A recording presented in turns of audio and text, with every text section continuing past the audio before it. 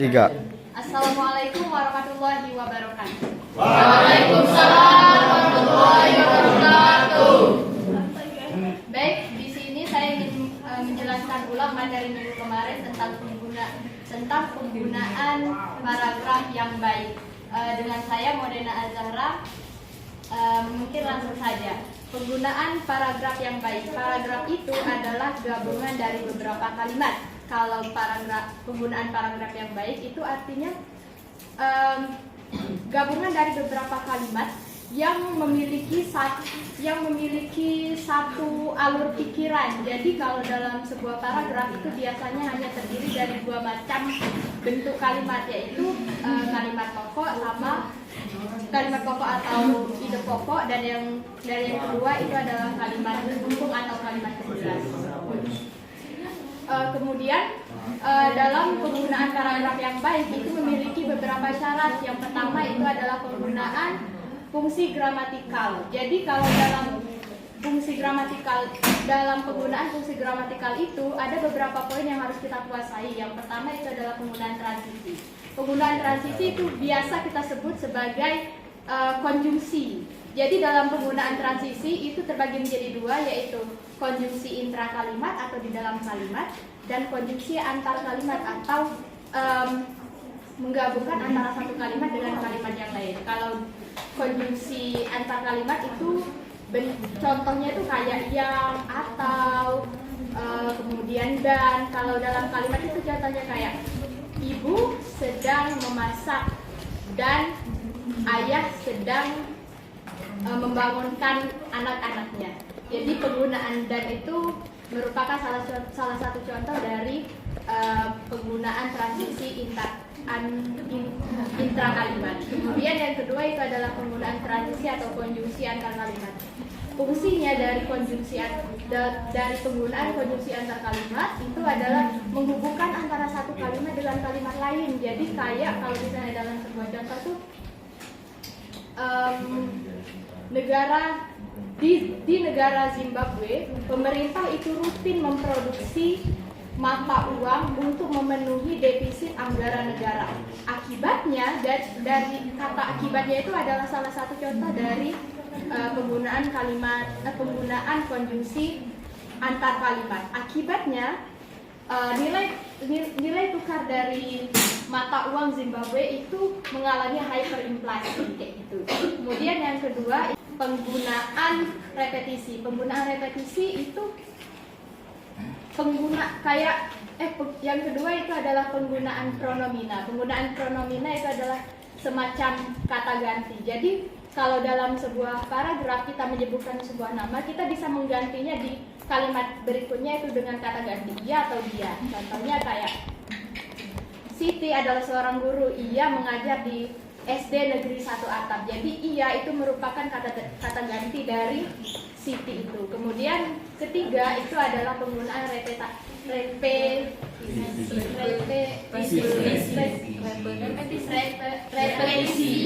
Kemudian penggunaan repetisi itu adalah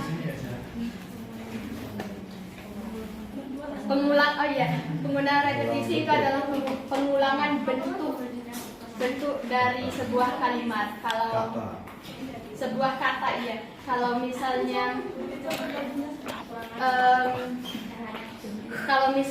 pokoknya kalau dalam sebuah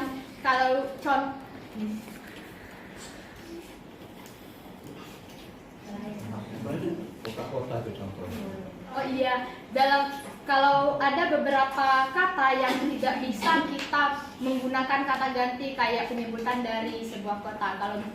Kalau contohnya itu kayak Aceh itu merupakan salah satu provinsi yang ada di Indonesia.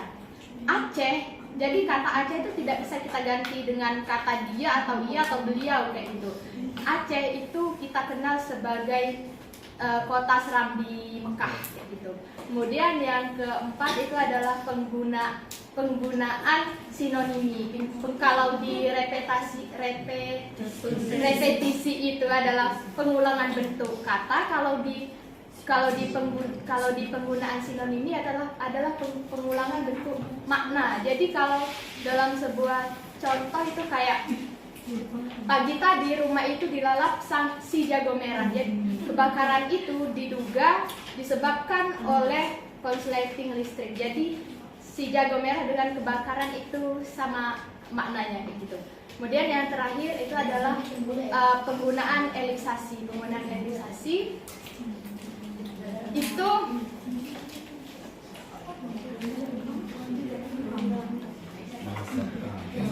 break dulu boleh nggak iya, sih? penggunaan eliksasi itu adalah melesatkan sebuah kata tertentu yang sudah disebutkan di kalimat sebelumnya, kayak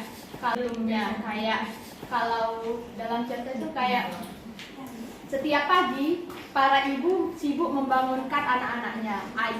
Para ayah itu sibuk mempersiapkan dirinya untuk berangkat kerja, dan para pedagang sibuk menyiapkan dagangannya untuk berangkat ke pasar. Jadi kita tidak perlu mengulang kata-kata setiap pagi itu. Kemudian kalau yang pertama tadi adalah penggunaan gramatikal, dan yang kedua itu adalah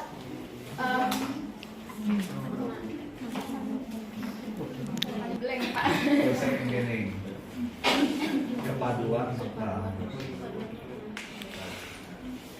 kepaduan makna, kekokohan kalimat menjelas. Ya. Ya. Kemudian syarat yang kedua itu adalah kepaduan makna. Dalam kepaduan makna itu terbagi menjadi beberapa macam. Yang pertama itu adalah kekokohan kalimat penjelas. Kalau kekokohan kalimat penjelas itu kita bisa kualifikasiin dari dua macam. Yang pertama itu adalah kalimat pokok, yang kedua itu adalah kalimat penjelas atau kalimat pendukung. Di mana di kalimat pokok itu juga memiliki beberapa ciri-ciri. Yang pertama itu dia tidak bisa berdiri sendiri. Yang kedua itu dia bisa untuk tidak menggunakan konjungsi atau transisi tadi. Kemudian yang ketiga itu biasanya memiliki makna yang bisa untuk dirincikan gitu, atau yang berpotensi untuk kita rincikan. Kemudian yang kedua itu adalah ciri-ciri dari kalimat pendukung atau kalimat penjelas, yaitu yang pertama dia tentu tidak bisa berdiri sendiri. Yang kedua itu biasanya agar bisa lebih jelas itu kita harus menggabungkan antara satu kalimat dengan kalimat yang lain. Kemudian yang ketiga itu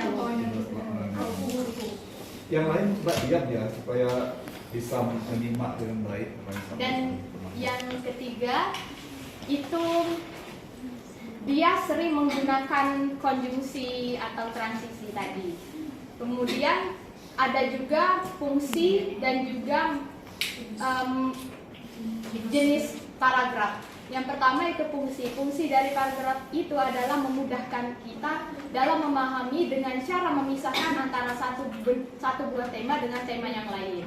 Kemudian ada fungsi dari paragraf juga. Yang pertama berdasarkan ide pokok atau kalimat pokoknya itu terbagi menjadi tiga, yaitu deduktif. Ide pokoknya itu berada di awal, kemudian induktif itu berada di akhir, dan campuran itu berada di awal dan akhir. Tapi perlu diingat teman-teman bahwa ide pokok itu hanya ada di awal. Biasanya kalau yang di akhir itu hanya sebagai kalimat penjelas atau penegas gitu. Kemudian yang kedua itu dilihat dari bentuk karangannya, dan yang terakhir itu berdasarkan strukturnya itu terbagi menjadi tiga, yaitu pembuka, isi, dan penutup. Sekian dari saya. Wassalamualaikum warahmatullahi wabarakatuh.